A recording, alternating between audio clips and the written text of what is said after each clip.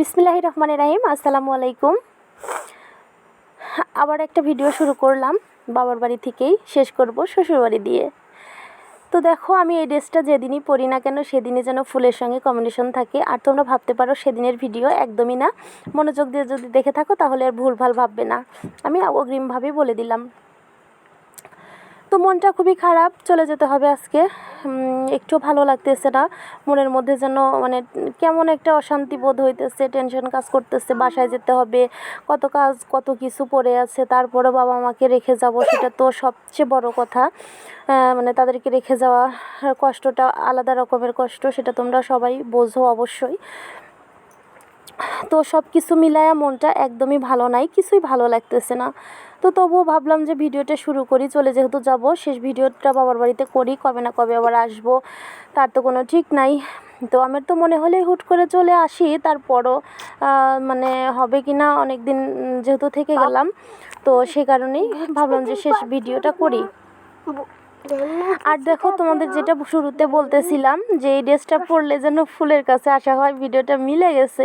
এই কারণেই বললাম যে ওই দিনের নাইটে কিন্তু পরে আবার মানে কালকে যে আসছি সেটার ভিডিও।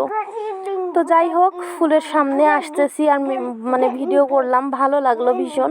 এরকম ফুলের বাগানে হাঁটতে আমার ভীষণ ভালো লাগে, অনেক ভালো লাগে। এটা তো সবার জন্যেই, তাই না? ফুল জিনিসটা আসলে ভালো লাগার একটা জিনিস। ফুল মানেই শান্তি, মানে ভালো লাগা। আসলে উল্টা পাল্টা হয়ে যাইতেছে কথাগুলা।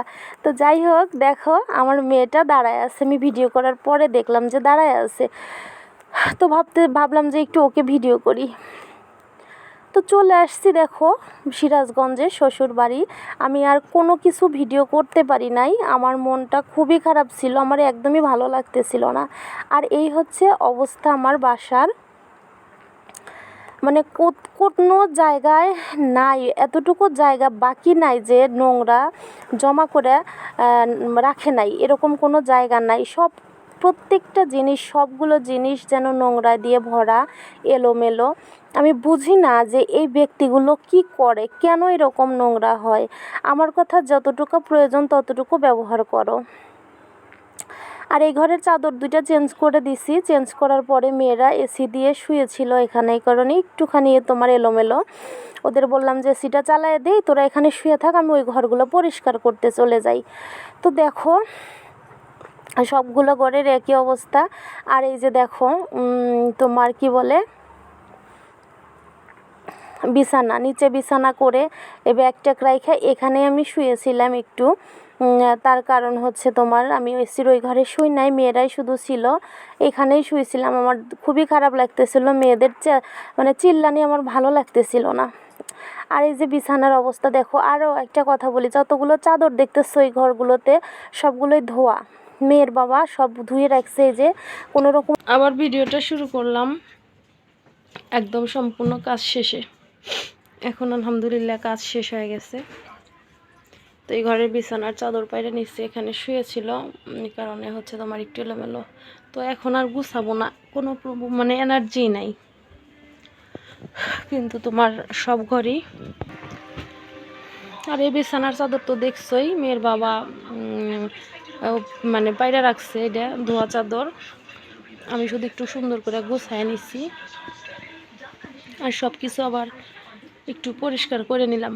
ধুলা পড়া যাতা অবস্থা হয়ে গেছিল, সব একটু পরিষ্কার করলাম। আর এই ঘরের বিছানার চাদর তো আগেই মেয়ে পারছিল, তোমাদের দেখাইছিলাম। আর সবই গোছানো মোটামুটি। আর এখানকার অবস্থা দেখো কি ছিল আর এখন কি হয়ে গেছে, একদম পরিষ্কার পরিচ্ছন্ন গোছানো। সমস্ত কিছু গোছায় নিচ্ছে, ধুয়ে মুছে। এটাই আমার কাজ, জানোই তো। একদমই ইচ্ছা করে না কাজগুলো সবসময় করতে, কিন্তু বাধ্যতামূলক করতে হয়। আর এই যে চুলা, পুরা চুলা কিন্তু একদম উঠায় নিচ্ছে। আর আমার মুখে এখন লজেন্স খাইতেছি। যাই হোক, এই যে চুলা টুলা সব কিছু মোছা, গলার মধ্যে চলে গেছিল। আর এই যে দেখো কি অসাধ্য সাধন করেছি, এতগুলা জামা কাপড়। বিশ্বাস করো এই জামা কাপড়গুলো আজকে ধুইতে আমার মনে হইলো না যে আজকে আমি বাইসা থাকবো। আল্লাহ, হ্যাঁ আসি, দাঁড়াও। তো এত জামা কাপড় ধুইতে বললাম না যে মনে হলো যে আমি মারা যাবো আজকে। হাই কুকুর, হাই কুকুরের জ্বালায় ও মরণ। এই দেখো কোথায় কোথায় যে দিছি, এই যে। আর এই দেখো সমস্ত জুতা মুতাও ধুয়ে দিছি। এই জুতাগুলা সবসময় ধুইতে হয় কেন, মানে ব্যবহার করলে দেখা যায় 15 দিন 20 দিন করে ব্যবহার করে একটা না, তারপরে আমি আবার একটু ধুয়ে দিই। তারপরে বাড়িতে গেছিলাম, নতুন এই জুতাগুলো নিয়ে গেছি, হাঁটা চলা ফেরা ধুলাবালি পড়ছে, সে কারণে ধুয়ে দিলাম। তো অবশেষে সামনে আসলাম, সেই আগের লুক, সেই 3 পিসটা পরা।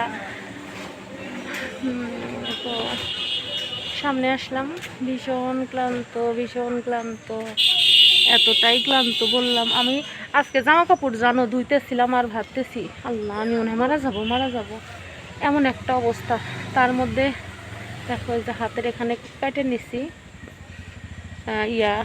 মেয়ের বাবার হচ্ছে প্যান্টের হুকের সঙ্গে, খুবই খারাপ লাগতেছিল। তো এখন এসে ভিডিওটা সন্ধ্যা আর মাগরিবের আজান কিন্তু হয়ে গেছে। তো ভাবলাম যে ভিডিওটা মানে শেষ করব, কি শুরুই করলাম আবার এখানেও শেষ করতে হবে। একদমই তো সামনে আসার সময় পাই নাই, সামনে আসিই নাই।